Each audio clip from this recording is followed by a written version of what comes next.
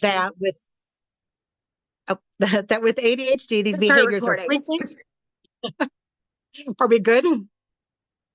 Okay. Are frequent and occur across multiple situations. So it's not just a school thing. If you only have issues with these things during school, then it's going to be a different sort of thing. So it has to be across multiple situations. It also has to have originated in childhood because ADHD is a neurodevelopmental disorder. It happens in the way that your brain is made.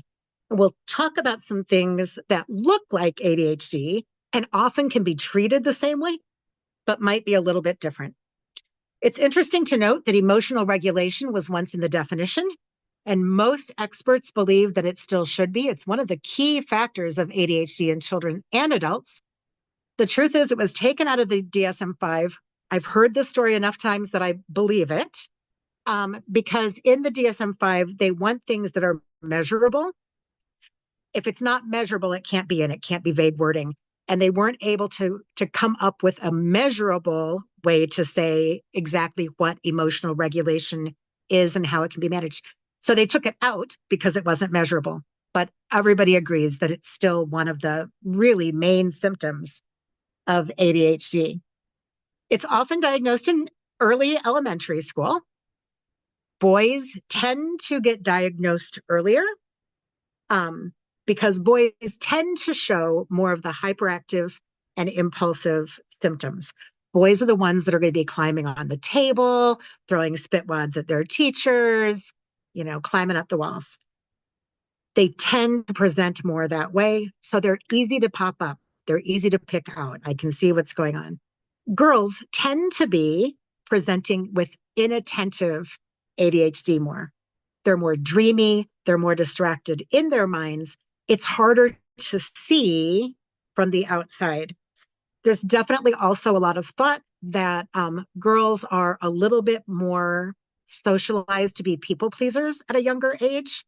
So we tend to control behavior kind of from that point of view. But early elementary is when most people are diagnosed. I think that you asked a few people in advance some of the things that they might want to know about. And one of the things that was brought up was, can we diagnose kids at ages 3 and 4? Most of the literature, most things that you read are going to say that 4 is the very earliest. And even that's pretty early for diagnosis. Because it's a developmental disorder and we all start off developing, it's developmentally appropriate at 3 to not be able to sit in your seat, to interrupt, and to do those things. So it's hard to parse out. I would say if you're working with a 3-year-old, if you have a 3-year-old and you suspect ADHD, for sure mention it to your pediatrician, for sure mention it to your teacher, and start documenting things that you're seeing that look like ADHD so that you're not starting from the very ground level when they turn 4 or 5 and people are more willing to take a look at that. But probably the earliest you're going to find someone who will give a diagnosis is going to be 4 or older. It'd be rare to get a 3-year-old. The most important thing to me with adults and kids is to remember the number one thing is that ADHD is not a character flaw. Unfortunately, if we made a list of character flaws that kind of we see in school or in society, we might say things like being chronic, being late all the time, being messy all the time, being disorganized, forgetting things.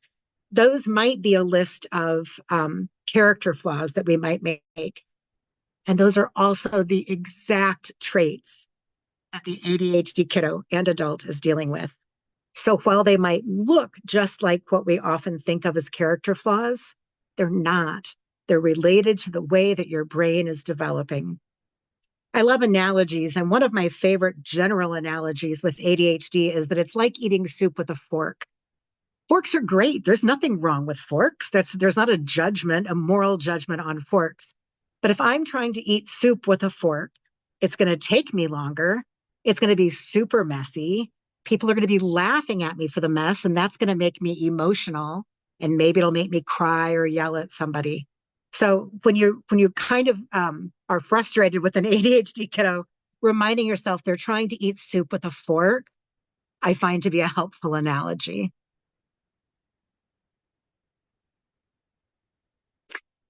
Dr. Russell Barkley, who is definitely used to be one of the biggest names in ADHD research and still is. Some of his videos are still some of the biggest that you get directed to. He says that one other aspect that's not part of the definition of ADHD is time blindness. He says that all of ADHD is related to time blindness. And I do think that most people with ADHD do deal with this issue. And it's not something that we think about all the time. And again, another analogy, I think of time as very much like the Invisible Man. Can you picture the Invisible Man like in a scary movie, right? Like you're being hunted, whatever. Time to me feels the same way. I can't see it. I don't really understand how it works. And it always seems to be kind of creeping up on me with a sense of doom, right? So it always feels like, it's coming after me. And that it's easy for adults and older kids to articulate that. It's harder for little kids to articulate that. So we've got to kind of be aware. And when we can't sense time well, that's going to throw all of our planning, our patience, it's going to impact procrastination. All of those things are impacted. If I wanted to capture the Invisible Man and I was in like a Scooby-Doo movie, I would throw a sheet over him or splash some paint or something like that. I'd do something to make him visible. And we have to do that with time for our kiddos and for ourselves. We have to make time visible. And that might mean having lots of clocks places. It might mean having your kiddo wear a watch. It might mean every hour on the hour having something that goes off, but something that helps your kiddos stay in touch with time visually is almost always going to be helpful. Procrastinating or putting something off doesn't mean anything if I'm not sensing time. Saying to somebody, you've been sitting there for 15 minutes and you haven't started your homework yet, is meaningless if my perception of time isn't very good. Visual timers and clocks are really handy. For older kiddos and adults, old-fashioned analog clocks are actually better for our brain in terms of time perception. For younger kids where telling time might be a problem, digital's better than nothing for sure. The other thing related to time is the time horizon. Your time horizon is how far out you're able to kind of perceive time. And sometimes people say that those of us with ADHD have two times. We have now and not now, right? It's either now or it's not now. And that's really very true. And that's why people don't start things until the very last minute. So if I get an assignment on Monday that's due on Friday, on Tuesday, it's not now. So there's no motivation kicking in. Wednesday, not now, no motivation. Thursday night, all of a sudden now it's now, and my motivation kicks in and I can do the work.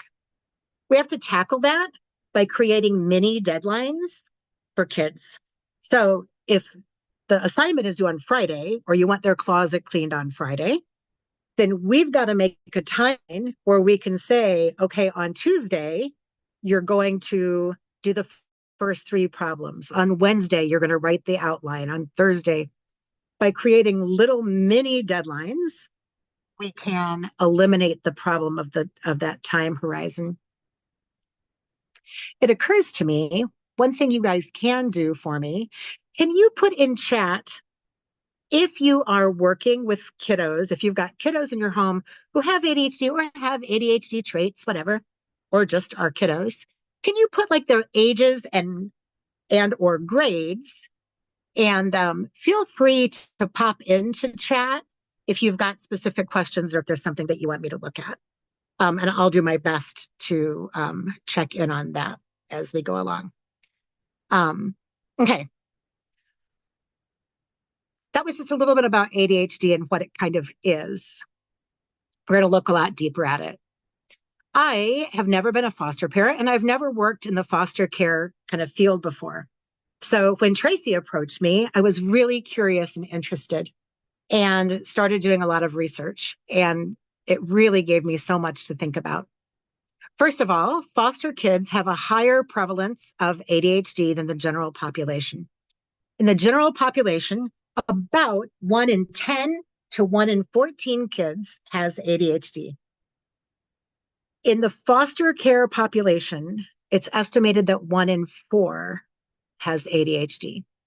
And I think that there are several things that impact that, just for us to kind of have awareness. A lot of today is things I want us just to kind of understand and hold on to when we're interacting with our kiddos. So some of the reasoning is related to this. ADHD is, we believe, strongly hereditary, strongly passed down through genetics.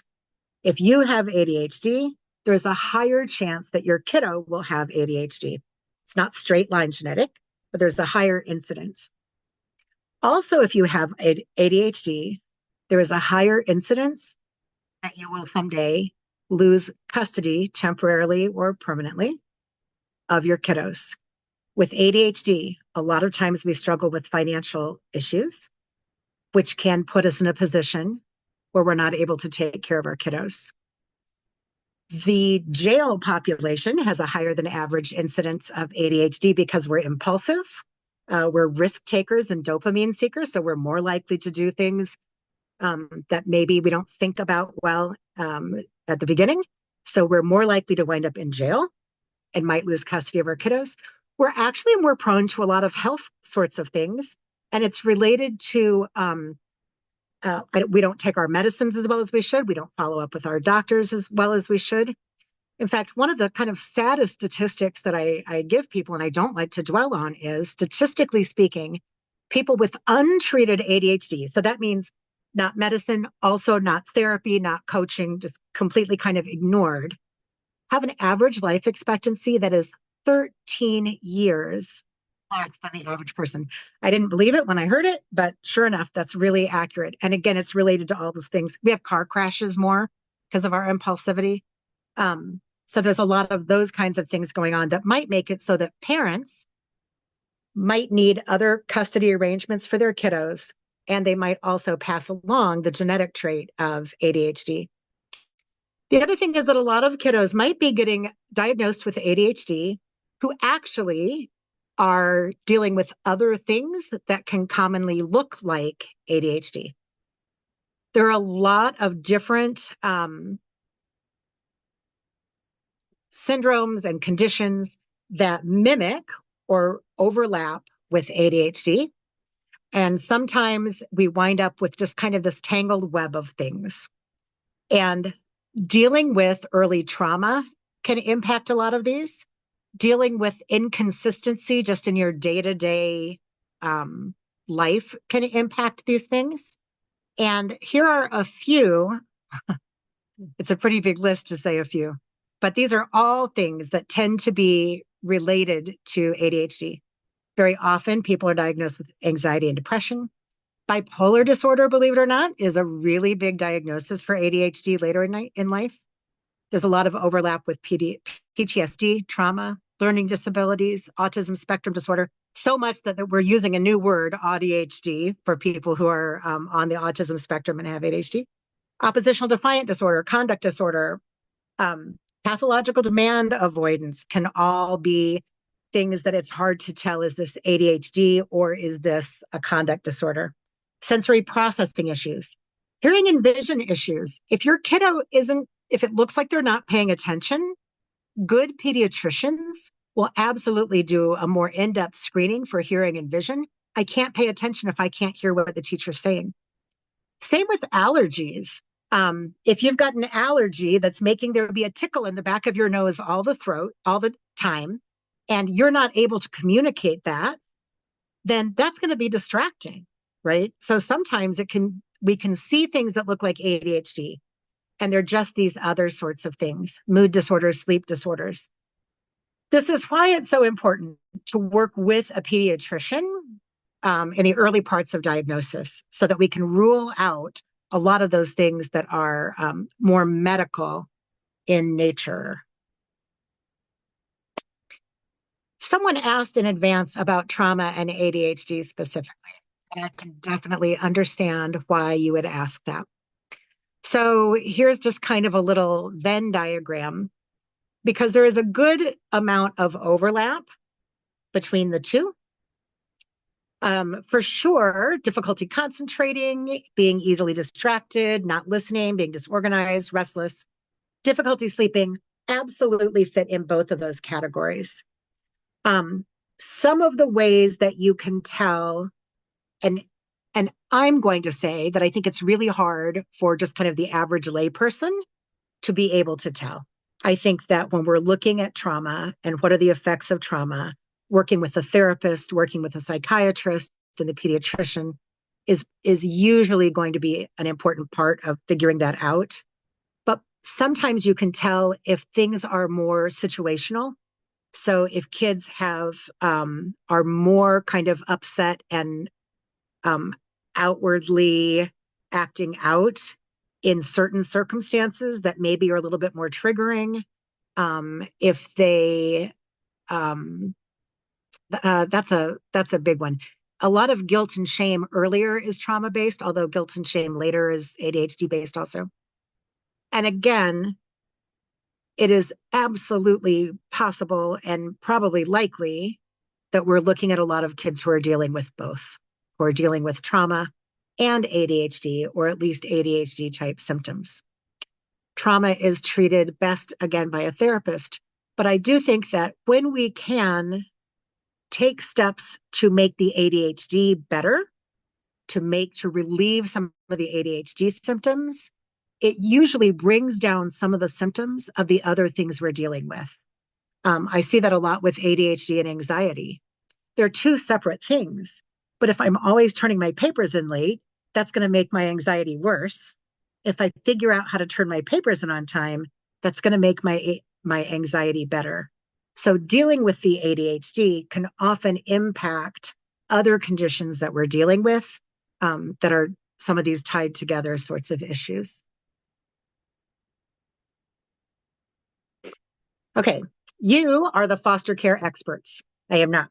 I'm going to talk a ton about ADHD, and I'm going to talk about it from we're going to look at kind of some brain kind of stuff that I think is kind of cool. We'll get some strategies for home, a lot of emotional regulation things. When it comes specifically, though, to situations that foster parents might be dealing with, I'm curious if there are things that that maybe would have a different lens other than like the statistics and the overlap with things like the trauma, the inconsistency in schools and doctors and family rules and things. Does anybody have anything that they'd like to point out that's related to fostering that might be related to ADHD?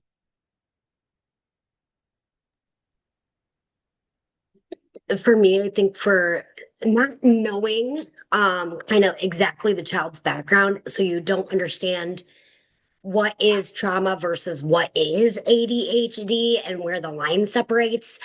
Because I've had some kids, I'm like, I don't know if it's diagnosable, if this is just the trauma coming through. So I think that can make it kind of tricky sometimes, or it can make it so it seems almost like most the kids in foster care have ADHD because of the overlap, which can be tricky. Yeah. Yeah. And that is what I was saying, right? That I think that happens because ADHD is I don't believe that it's terribly overdiagnosed like some people I think believe, but it is an easier diagnosis to make and to understand than something like trauma. Trauma is a harder diagnosis to make. So in systems that are already strained, saying, oh yeah, that's an ADHD kid is easier for people to say than let's dig deeply and find the trauma sometimes. So I think that it does, since there's overlap, that does happen. And you're right, without that history, it's harder to know. You can't look and say, obviously, this kid had this horrible trauma. I will say that being uprooted from your family is probably almost always going to induce a little bit of trauma. And so I think it's probably safe to assume that there's some of that going on in most of the kiddos that you're dealing with. Not all, obviously, but I suspect that that's a common thread. another thing kind of tied to that that's unfortunate is that a lot of the testing takes a long time. So I might sign my kiddo up to get an ADHD evaluation, and it might be 6 months from now. And I don't know the current situation in the foster care system, but if before those 6 months are up, the kiddo winds up in a different placement or winds up going back home or winds up being adopted out, you may have waited 6 months and information might not be getting through, and somebody else is going to have to wait till they notice symptoms, then get back on a waiting list. And so I suspect that since things take a long time, that's a problem with diagnosing also and kind of tracking. Like I said, we only diagnose ADHD. I got my diagnosis at 45. They had me talk to my mom and ask questions about my childhood, right? So if we can't ask, if you wind up with a kiddo who's a teenager and we can't see, were they distracted when they were 6? I don't know that they were distracted when they were 6. A pediatrician might be less likely to give an ADHD diagnosis too. That wasn't super helpful because it wasn't an answer or a solution, but I do think it's definitely some things to be aware of as you're going through the process of trying to figure this stuff out, knowing that those time delays and those gaps in what we know can definitely make a difference. I'm going to argue that most of the time, and again, this is what I do for a living, so I get that I'm biased. I'm going to argue again that most of the time, treating the ADHD symptoms well is good for everybody. Good structure for ADHD kids is good structure for all of us. Good hygiene with working on our emotional regulation skills is good for kids with ADHD. It's good for everybody. So I say adopt kind of the approach of I'm going to treat my kiddos like this is an ADHD thing until I find out more information. And I think it's going to be helpful whichever of these things is going on. Does that make sense? It can only help. Right. Say it again. So like if you're treating the child, with some of these strategies, even if they're not diagnosed, if they have the signs, it's only going to help. It's not going to hurt them, whether it's trauma or ADHD. It's only going to help provide the stability. Right. And we'll talk about medication later. And the same isn't true for medication, right? The medication that treats ADHD is not the same medication that might treat some other things. So, but in terms of structure kinds of strategies, we are very unlikely to hurt kiddos by using good ADHD strategies, right? Okay. Was there anybody else who had anything, or did it feel like we've okay. All right. When we talk about ADHD, a lot of times we wind up talking about executive function skills. And sometimes even people use the terms interchangeably, especially when we're looking at kiddos who aren't diagnosed. A lot of those things that we just described, the inconsistencies, the traumas, all those things can result in weaker executive function skills with or without ADHD. We're going to look at those in just a second. I'm going to argue that all kids, frankly, all adults, need support with executive function skills. We aren't born with them. They happen in the prefrontal cortex. And some of us come equipped with a better structure for that than others. People with ADHD come equipped with very weak executive functioning skills.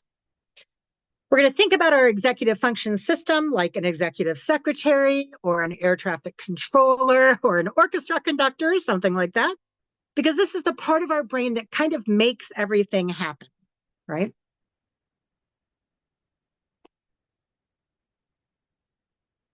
Here are executive function skills.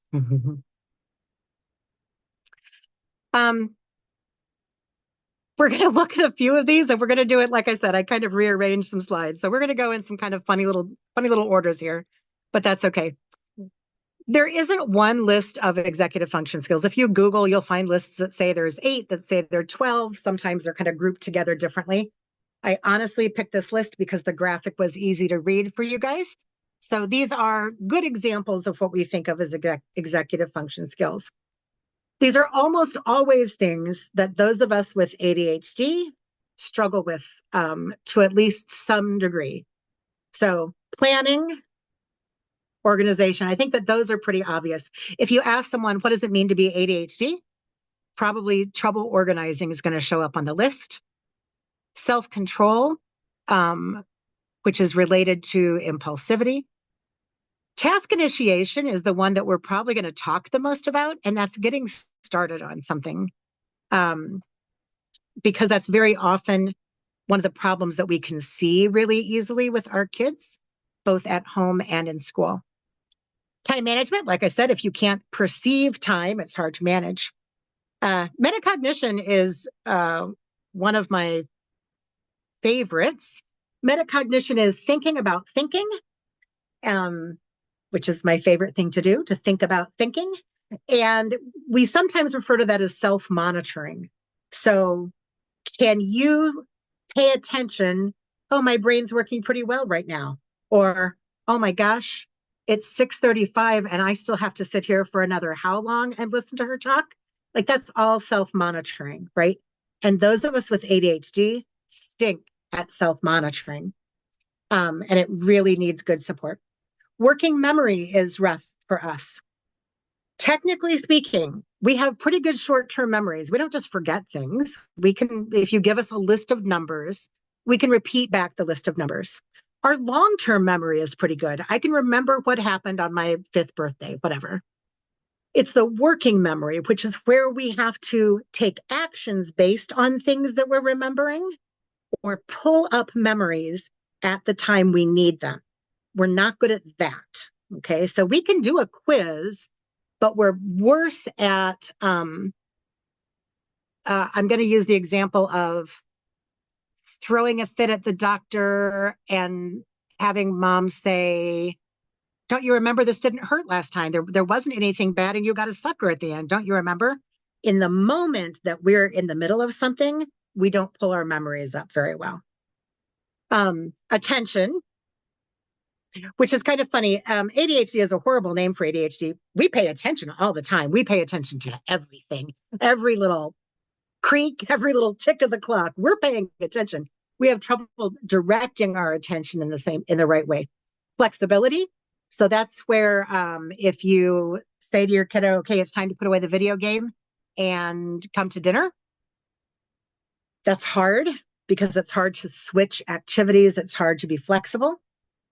And perseverance, sticking with something. Nod if you see some of these in kids that are in your house or that you work with. Ooh, a bunch of you aren't on camera. That's okay.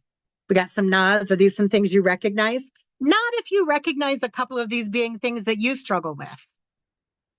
Most of us have some of these that we're better at than others. Most of us have some strengths and some weaknesses when it comes to our executive function skills.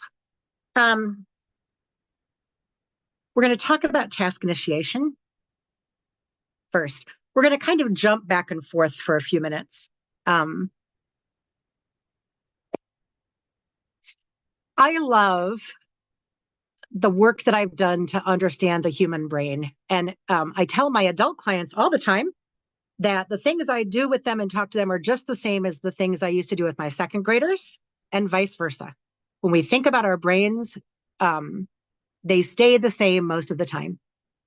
The brain's number one priority, if we were having a conversation, I would have asked you to answer, is sometimes surprising. A lot of times if I say, what's the brain's number one priority? People will say things like remembering or problem solving or creating. No, our brain's job is to keep us alive. That is so far and away the number one goal of the brain that it eclipses everything else. Most of the brain is constantly keeping us alive. Part of that is that it's constantly regulating our lungs and our blood flow and our heart and all that kind of stuff. A large amount of our brain is dedicated to that. But right under keeping us alive and in service to keeping us alive are the next priorities, and they are seeking comfort and avoiding pain. Because historically, that's how we stayed alive. Kind of as a species, that's how we stayed alive. I'm safer sitting around my fire eating a nice meal than I am rock climbing. Rock climbing, I might fall off the cliff and die. sitting on my sofa, eating a nice meal in my air conditioned house, I'm nice and safe. Our brain naturally wants to do the thing that's safe. I know that can be a little bit confusing because I'm also going to talk about how people with ADHD are constantly dopamine and adventure seeking. But from a strictly brain point of view, procrastination and refusal are wired in. Of course, my brain doesn't want to do big, scary things, right? That's how it keeps me safe. We don't want to do big, scary things. Unfortunately, a lot of the things that we ask of people in 2025 feel as big and scary as things like being chased by a saber-toothed tiger or whatever, right? Our world has changed. Our fear of big, scary things has not. And for a lot of people, for a lot of kiddos, showing up to the class at a new school is just as big and scary as getting chased by a saber-toothed tiger, right? It's natural to throw a fit and to say, no, I'm not going to something that feels big and scary. And we cannot judge what feels big and scary to other people. I half joke, and I'm only half joking, that for me, it's my mom rolling her eyes at me. Do you know what I mean? If I tell my mom something I'm doing, she'll roll her eyes. I have that same anxiety, right, as somebody else might have doing something else big and scary. We can't judge people's big and scary. One of the most important things that I learned that I love, I would tattoo it on my forehead if I was a little braver, is that ambiguity leads to anxiety, and that leads to avoidance. Kids and adults. Kids don't understand those words very well, but we can help them. Ambiguity is when things aren't clear and we don't know what's going on. That's actually pretty easy to fix. Anxiety is harder to fix. And once kids have shut down into avoidance, it can be nearly impossible. If you've got a kiddo with or without ADHD who is just refusing, I'm not going to do it. You can't make me do it. You cannot make me clean my room. I won't. It's hard to dig yourself back out of that. But the ambiguity is the place where we can make a big difference. We can take all of that out in the very beginning by breaking everything down, making the steps small and clear. And when I say small, I am not kidding. And let me see the end before I start. What's it supposed to look like when I'm done? Because if I'm starting off and I don't know what it's supposed to look like when I'm done, it can feel like a bridge like this. It looks shaky. It doesn't look stable to me. It looks like there's steps that are missing. The supports aren't good, and I can't even tell where it's going. I can't see the end of that. If you or I were standing on one end of that bridge and somebody else was going to stand at the other with a check for $1,000, there's a decent chance that your body literally wouldn't let you walk across that bridge.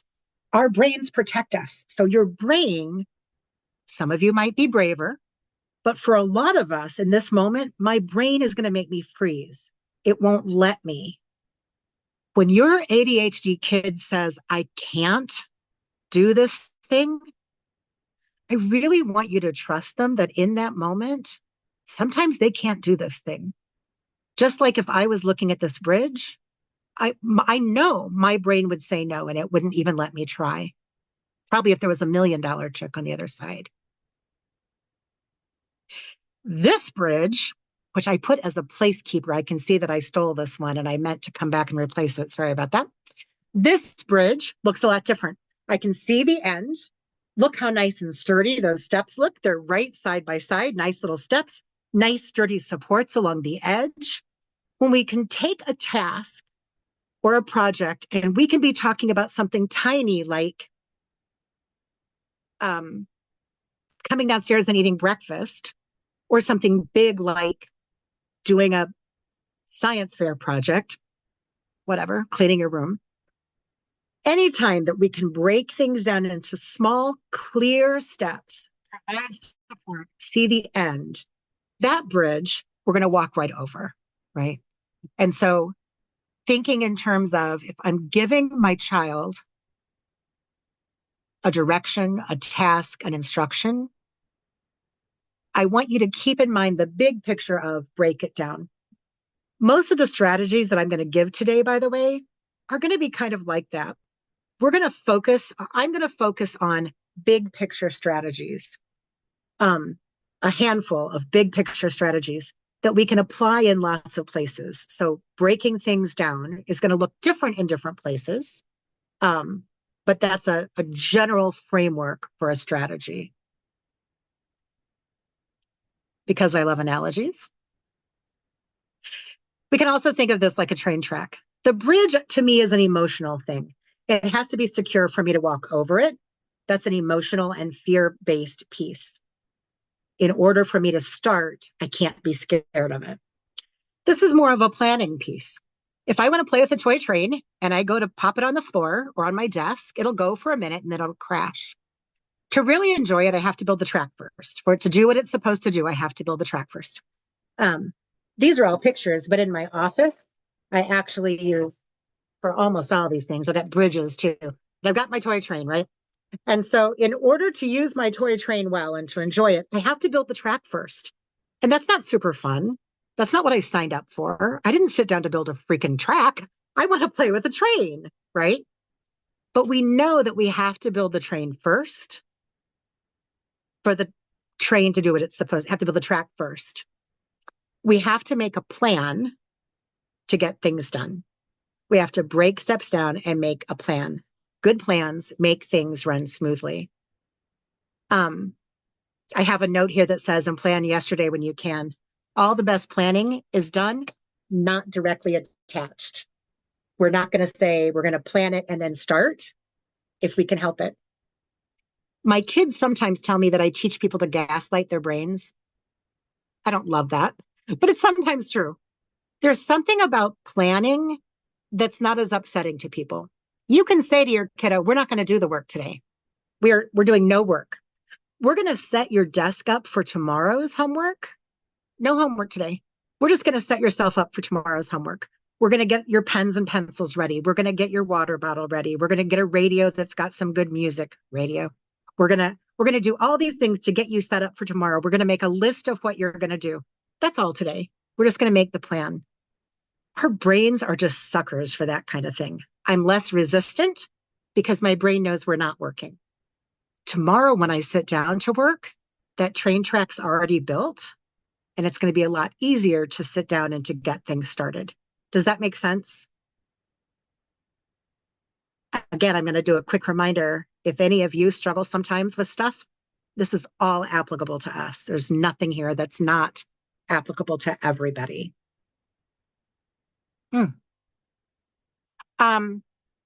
This idea of task initiation.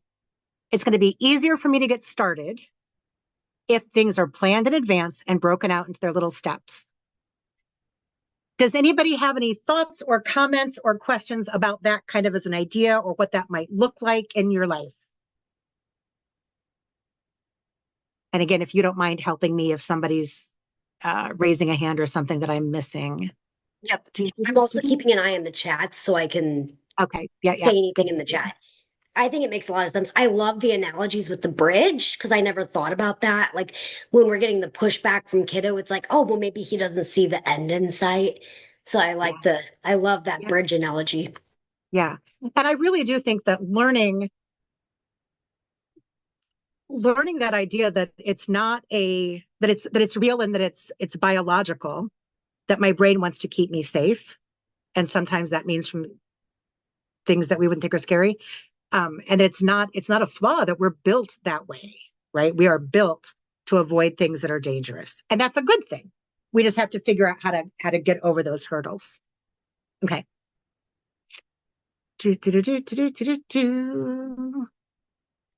Working memory. Sorry. All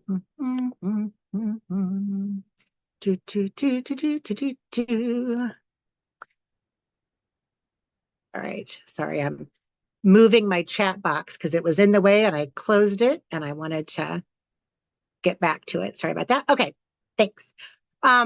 Working memory. We talked for a second about it. And I think that here's kind of the big picture strategies related to working memory. Everything needs to be made external and visual. I mean, everything's rough, I suppose, but generally speaking, everything needs to be external and visual. We need it out of our heads. Things are just a mess in our heads. And I need to be able to see it.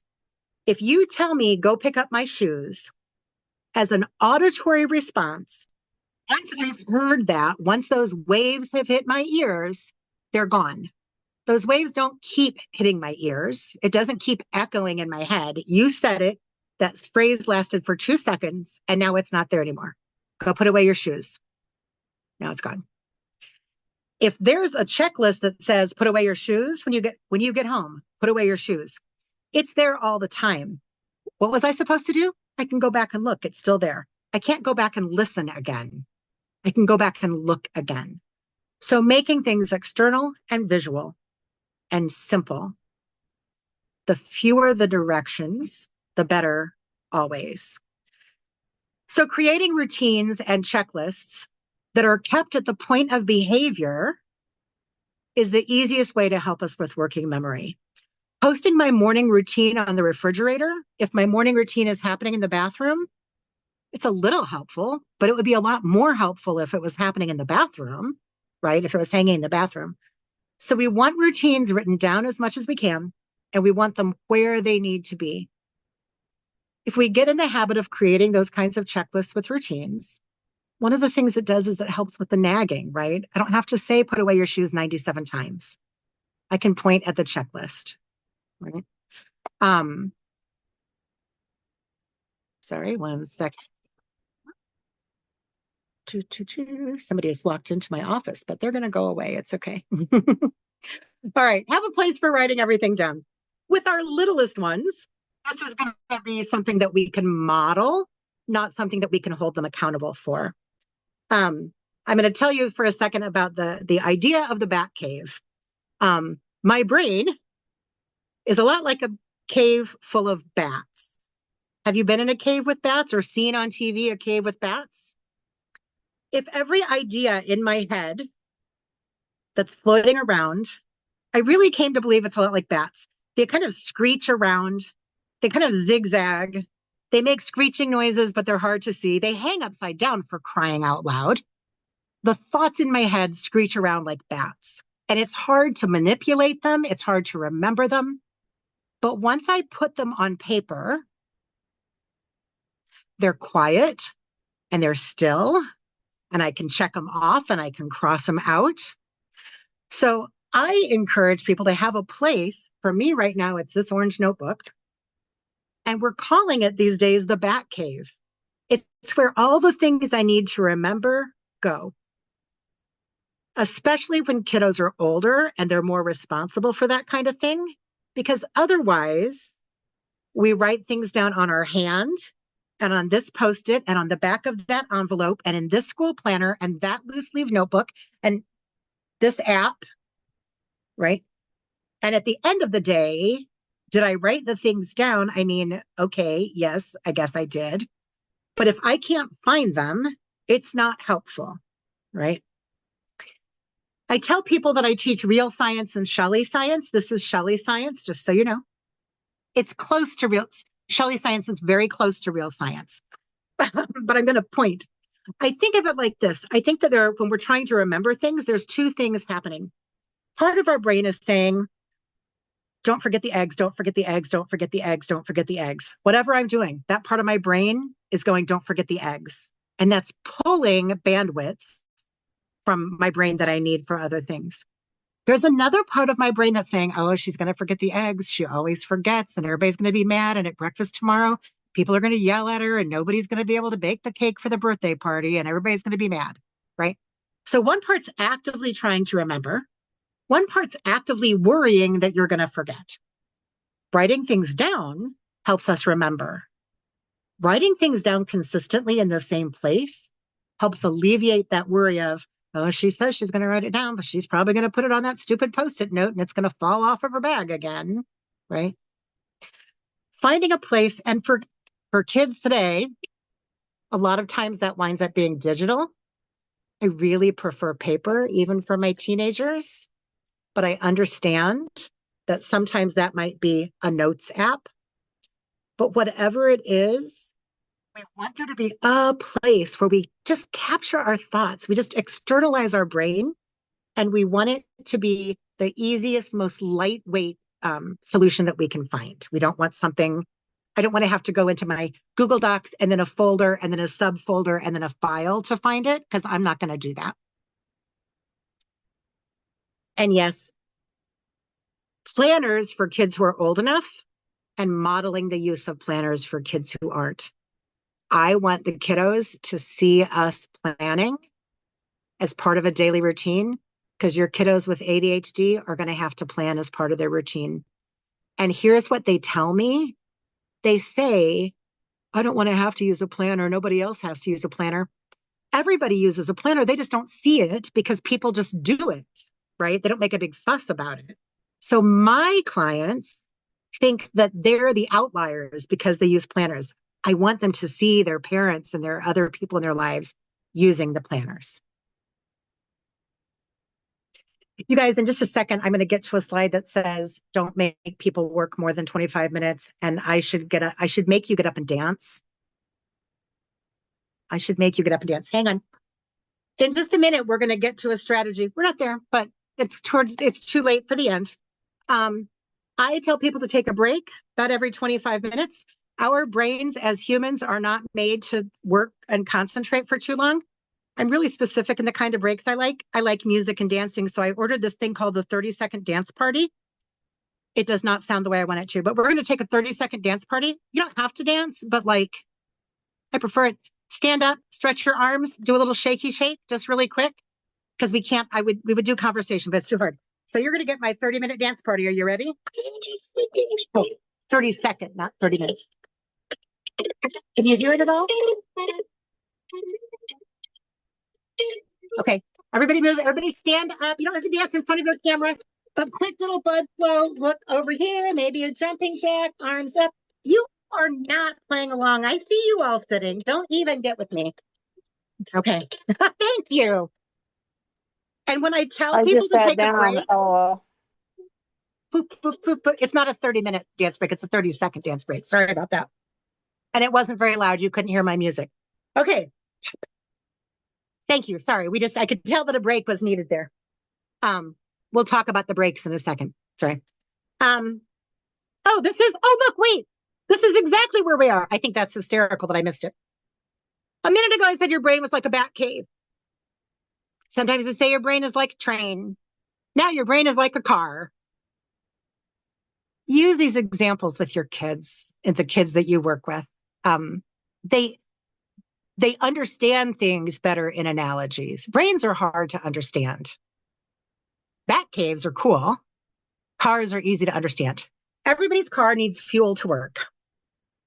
People without ADHD, so I'm told, no personal experience, when their brain starts running out of fuel, they get tired, they start feeling themselves drag. Apparently, they say, oops, I'm running out of fuel. I better take a quick break. I better refuel. I need a quick break. People with ADHD, because we're not good at self-monitoring, we don't catch it until we've driven off the side of the cliff. So that might look like that time when you see your kiddo just kind of spacing out or trying to read a book and can't get through the page. It's because their brains ran out of gas and they didn't notice. When your brain runs out of gas, you need to refuel. Refuel can look like having a quick glass of water, stepping outside for some fresh air just for a second, listening to a song that you love, doing 10 jumping jacks to get your blood flowing. Because we don't notice, I make my clients, kids and adults, use the Pomodoro method.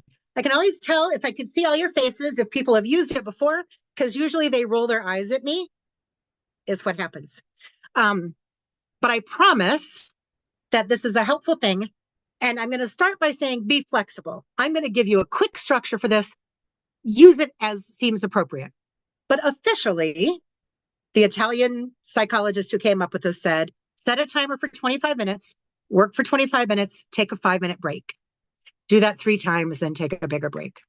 And what we need to know here is brains can't focus for a long time. If your kiddo has a big 3-hour-long project, they can't sit and work for 3 hours. I'm not kidding. They can't. Please try to remember that. So setting a timer, and it's going to be different for everybody, and it might be different for every task, right? Maybe some tasks I can work longer or shorter.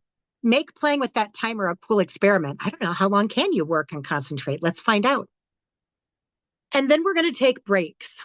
The trick is that the breaks have to be pre-planned and they have to be smart. Because by definition, when my brain is out of fuel, I will not think of a good break. By definition, my brain's not working now. So my brain's going to say, I know I need a break. I think I'm going to scroll Facebook for a minute. That's all I can think of when I'm tired. So we need to plan in advance. I tell people that I want them to drink a glass of water. I want them to go to the kitchen. I want them to hit play on a song they love that they chose in advance. You can't choose it now. Dance in the kitchen for the duration of the song and then get back to your seat. The key is don't let your brain engage in something else and get back quickly. When people say this doesn't work, it's because their breaks get their brain engaged in something else. You can't play a video game. You can't answer an email. You can't let your brain get engaged in something else. The ages will determine what those breaks might look like. Like little kids might think it's fun to do 10 jumping jacks. I would not think it was fun to do 10 jumping jacks. My high schooler is going to roll their eyes at me and say, no way. So it's going to be different.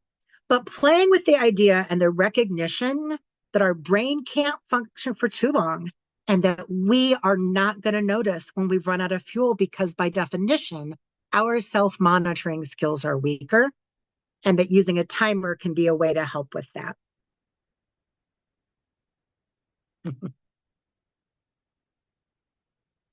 It's across the room. I bought a little Zamboni toy this week on Amazon.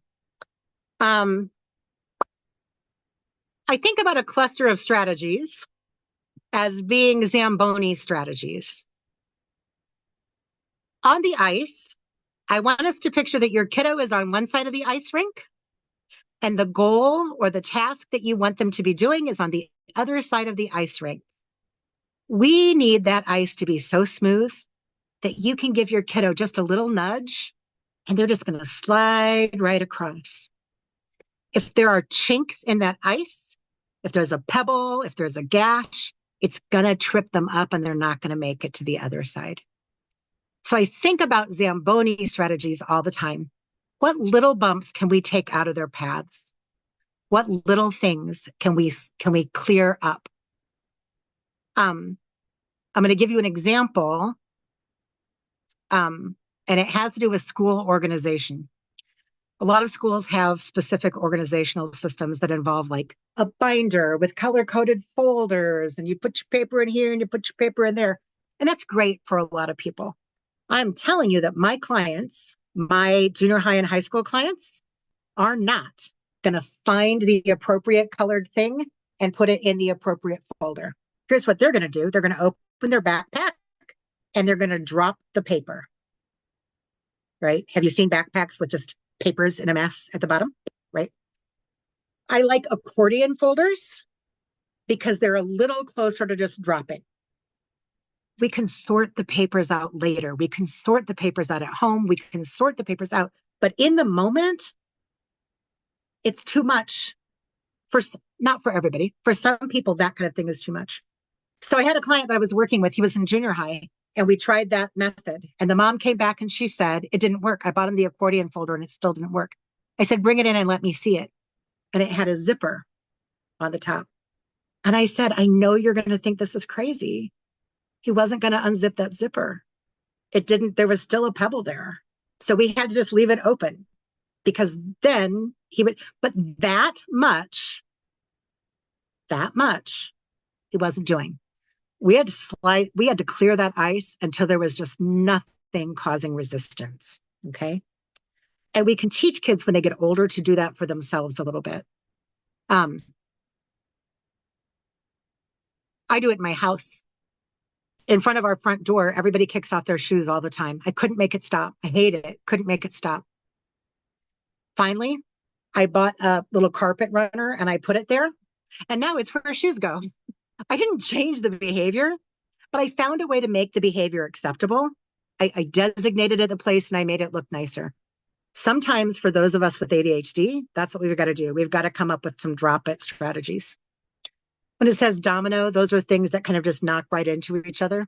If I brush my teeth every day, then keeping my medicine and a bottle of water right by the toothbrush probably makes sense, right? Kind of habit stacking. We're going to put things where we know we're going to be. I know I'm going to go to the bathroom. While I'm in there, I'll brush my teeth and take my medicine. And we're going to, is it neater if I put it in the little medicine cabinet so that the guests don't see your toothbrush? Yes, it's neater, but your kid's not going to see it and not going to use it. So we're going to put it in a little decorative cup and leave it out because there's a better chance that they're going to grab it. Part of me wants to say, I'm not saying coddle your kids. I'm not saying make everything acceptable.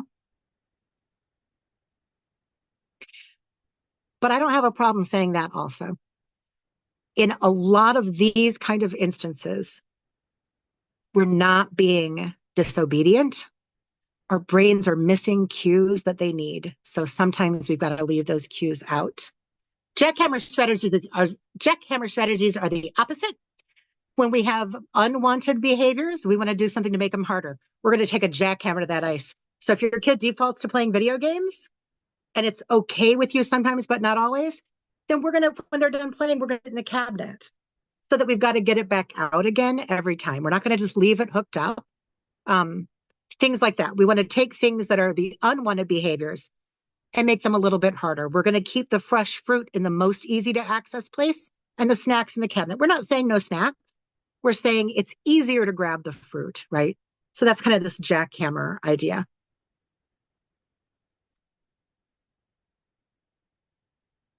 We're going to talk about emotional for a minute, and I'm going to hurry because I see where time is going. Sorry, here we go. I'm going to skip that. You should Google wall of awful sometime. It's totally worth it. Emotional regulation. People with ADHD struggle with emotional regulation. A lot of it's related to impulsivity. Some of it's related to working memory. I don't remember that you were nice to me yesterday. I only remember that time last week that you were mean to me. And so there's a lot of reasons for the emotional regulation. We have to teach kids actively how to regulate their emotions. All kids, we need to be doing this. We should be teaching this in school. It drives me crazy that we're not. We do not come out of the womb knowing how to regulate our emotions. We have to learn. And for some of us, it's harder. There's a lot of easy strategies. There's breathing strategies. Breathe in, counting to 4, breathe out, counting to 4. Simple things that just take a second. There's music that can be really regulating. Playing the drums can be regulating for kids, not you necessarily. Being in nature, affirmations. I don't know ADHD people who can sit and meditate for 30 minutes. That's not happening. These are things that we can do in 1 minute, right? I'm going to ask a kiddo to do breathing for 30 seconds, not for 20 minutes. But also we have to be teaching strategies like breathing strategies, not just when we're stressed, but all the time. If you're only teaching it during hot moments, it's not working. We've got to teach it during cool moments so that we can use it when we need it. We're going to learn the breathing at the dinner table so that we're about to punch out our friend at recess, we can pull it out easier. I'm having clients right now make a break glass in case of emergency list. My older clients are keeping it like on their phones. For little kids, this could be cards or popsicle sticks even. And it's a way of predicting, here are some things that happen to me sometimes. Sometimes I get really overstimulated. And in a cool moment, we can talk about that. You know, sometimes when things are really chaotic, you get kind of overstimulated and it's easy for you to get upset. What might help in that moment when things get really overstimulating? What might help you in that moment? Maybe being able to go to your room and to turn the music down, maybe to get your headphones, maybe to go for a little walk. What would be helpful? And to write those things down. Because again, like so many of these strategies, in the moment when we need these things, by definition, we can't think of them. So for big kids, that might be a notes app. And it might include things like when I'm feeling anxious, when I'm feeling frustrated, when I'm mad at my teacher. For little kids, it might be when I feel like crying, whatever, right? Similarly, this is my very favorite strategy.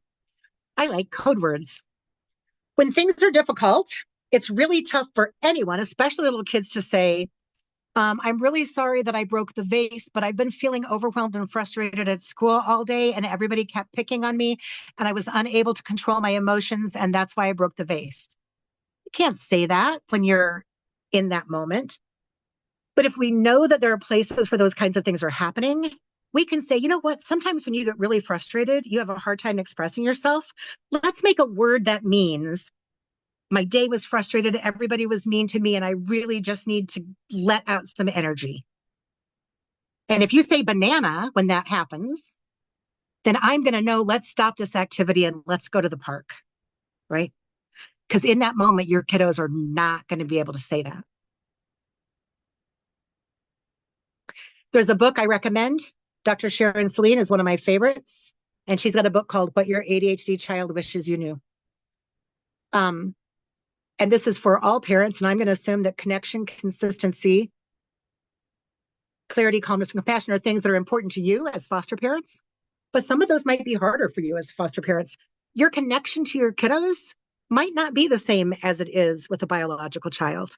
I don't know. And so maybe some of those things, consistency isn't always in your control. But those are things that she says are important with parenting in her book. Shelley says parenting while human is hard. And I'm going to assume that foster parenting while human might be even harder. And so we have to watch our emotional regulation too. Oh, you guys, time. Okay. Emotional regulation. When you go back and think about tonight, think, wow, she sure did rush through emotional regulation, but she seemed like she thought it was really important. Because that's the truth. Let's talk about medications for just a second. It's going to dovetail with emotional regulation in a second. I do not make any recommendations about medications to anybody, not even my clients that I'm working with. I'm not a doctor, and I don't feel comfortable doing that. I will say that there are a lot of options with ADHD meds today that there haven't always been. There are stimulant meds, there are non-stimulant meds. I've been on most of them. If you want my personal experience, feel free to message me and I'll share it with you. Doctors are more willing to adjust. They know that adjusting is important. And so I tell parents not to be scared of medicating. I'm not a drug pusher, but I think we don't need to be as scared of it as we once were. And I know that as foster parents, some of this may be a little bit out of your control. Maybe you don't have any ability to make this happen or make it stop, but I just wanted to point that out. There are people who will encourage different kinds of supplements and obviously good nutrition. I recommend good nutrition. I won't even go so far as to specifically recommend supplements. I don't want to tell you to put anything in your kiddos' mouths, but there are some good resources out there. Look, I put should I or shouldn't I? Daisy's story. Okay. Really quickly. My kiddo, Daisy, we knew that Daisy was ADHD in first grade. And back then, I was a very non-medicate is your problem. I worked at the school that Daisy attended. The teachers were my friends. And I literally said out loud, well, somebody needs medication, but it's not going to be my kids. So maybe you need something. I said that to my coworker. I'm not even kidding. I didn't want it. It was clear the kid was ADHD, but she was smart and she was learning. And I didn't care about her grades. And I didn't care that she was getting in trouble. She was a free spirit and it was great. And then in seventh grade, she started crying. When I say crying, they stopped letting her go on field trips, lay on the floor in the hallway crying, freaking the heck out crying. I would have to go get her from school crying. So I took her to my pediatrician, who was also a family friend. Calmest, coolest guy you've ever known. Goes to my church, has known this child their whole lives. Knows that clearly the child's ADHD, right? And I said, I need a mood stabilizing drug for my kid. And my doctor said, we're going to treat the ADHD. And I said, I don't care about the ADHD. I care about the emotional problems. Fix those. And this man who knows me looked in my eyes and said, you know how when you get home at the end of the night and you've had a really bad day, everything feels awful? Your kid has had a bad day at school every day for 7 years. How about you let me fix that?